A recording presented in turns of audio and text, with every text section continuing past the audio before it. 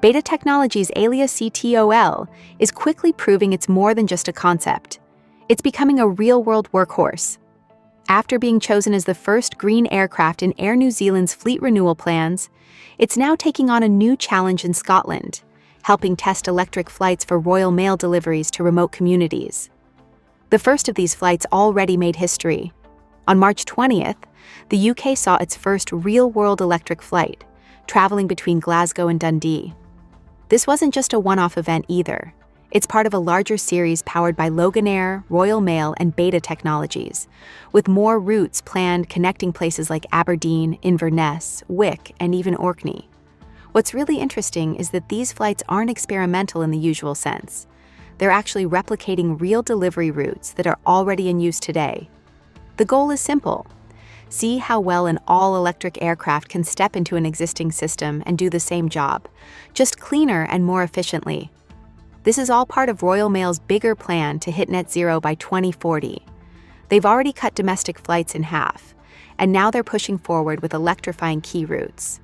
When you think about it, delivering mail every single day across the UK is a massive operation. Royal Mail reaches around 32 million addresses, including some very remote islands. That means coordinating road, sea, and air transport, which adds up in fuel use and emissions. Bringing in a capable electric aircraft like the Alia could make a huge difference.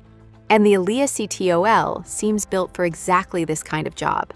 It can carry up to 560 kilograms and has a range of about 336 nautical miles, which fits nicely into the existing Scottish delivery network. Since it's a conventional takeoff and landing aircraft, it can use current runways without needing expensive new infrastructure. At the same time, it keeps all the benefits of being fully electric, including fast charging that can get it back in the air in as little as 20 to 40 minutes.